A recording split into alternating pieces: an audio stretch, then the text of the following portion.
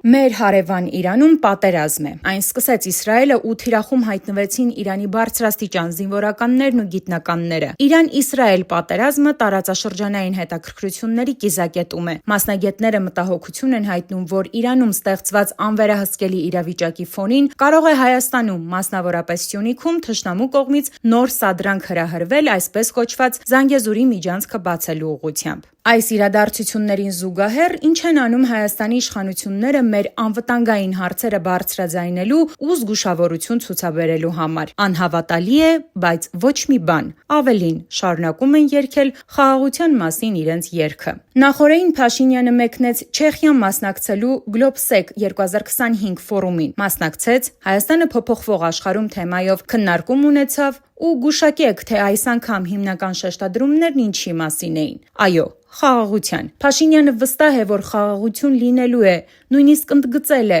կփորձենք մինչև տարեվերջ ստորագրել խաղաղության պայմանագիրն ու լուծարել Մինսկի խումբը։ Այս մարդու խաղաղության մասին պատկերացումները քանի գնում ավելի վտանգավոր են դառնում։ Որևէ կերպ հնարավոր չէ հասկանալ, թե ինչպես է խաղաղությունից խոսում, երբ Հայաստանի ուղղությամբ ադրբեջանական կրակոցներն արդեն ամենօրյա բնույթ են կրում։ Պարադոքս է, որքան թշնամին իր սանձերն ավելի է թուլացնում ու ավելի սուր ատամ է ցույց տալիս մեր երկրի ոչ բարով ղեկավարը, այնքան ավելի շատ է անմեղ սունակի ժպիտը դեմքին խաղաղությունից խոսում։ Ու դե բոլորս էլ գիտենք, որ դրանք արժանապատիվ խաղաղության կոչեր չեն, դրանք ավելի շուտ համարժեք են լուռ հանձնվելու կոչերին։ Մինչդեռ նորմալ երկրներում այս իրավիճակում կառավարությունները ոչ թե սին խաղաղության կոչեր են անում, այլ լուրջ ինքնապաշտպանական մեխանիզմներ են գործի դնում։ Բայց սա նորմալ երկրներում։ Ցավոք, մեր երկրի ղեկն արդեն տևական ժամանակ է աննորմալների ու հոգեկան շեղվածություն ունեցողներին նման մարդկանց ձեռքին է հայտնվել։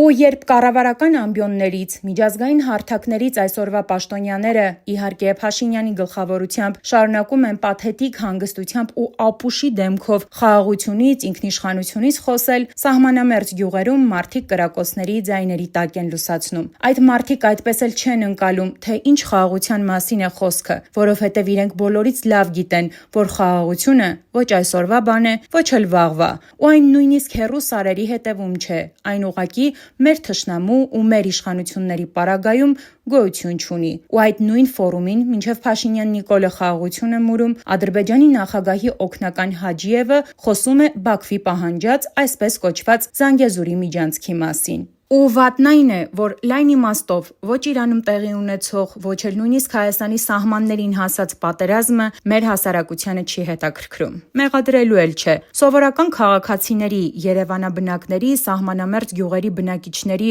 հարկերով սնվող համահայկական սփռում ունեցող հանրային հեռուստաընկերության թողարկումները նայեք։ Ըստ նրանց հաղորդած լուրերի, երկրում ամեն ինչ հրաշալի է։ Մենք ամեն օր հաղթում ենք, տնտեսությունը զարգանում է, աղքատությունն էլ վերանում է։ Մինչդեռ ամեն ինչ հակառակն է։ Ու օրինակ երևանցին պատերազմի մասին կիմանա միայն այն ժամանակ, երբ այն հասած կլինի Երևանի սահմաններին։ Ու ստացվում է, որ Ադրբեջանը կրակում է, մենք իհարկե Փաշինյանի դեմքով ժպտում ենք։ Սրանք էլի են կրակում, մենք էլի ենք ժպտում։ Խելագարի արձագանք է էլի։ Հետո էլ իրենց մեջտեղից պատռում են, թե Հնդկաստանից ու Ֆրանսիայից զենքեր են բերում, բանակն են համալրում, բայց ըստ շատ մասնագետների այդ զենքերն արտադրող երկրներն էլ իրենց արտադրանքը չեն օգտագործում պաշտպանական նպատակով, ու նույնիսկ բերված զենքեր կան, որոնք անսարք են եղել։ Ու այո, մենք ապրում ենք չհայտարարված պատերազմական իրավիճակում, երբ քեզ վրա կրակում են, իսկ դու պատասխան կրակի հնարավորություն չունես։ Եվ ի վերջո, խաղաղություն ուզելը սխալ չէ, բայց խաղաղություն ուզել չի նշանակում չպաշտպանվել, չի նշանակում սուսուփուս նստել, երբ քեզ ոչնչացնում են։ Խաղաղություն կլինի միայն այն ժամանակ, երբ արժանապատվորեն կարողանանք պաշտպանել մեր սահմանները։ Եվ իրապես, հայրենիքը սիրողը ոչ թե ամեն օր խաղաղությունն է գոռում, այլ պատրաստվում է դիմակայել թշնամու նոր բացահայտ սադրանքներին հանուն խաղաղության։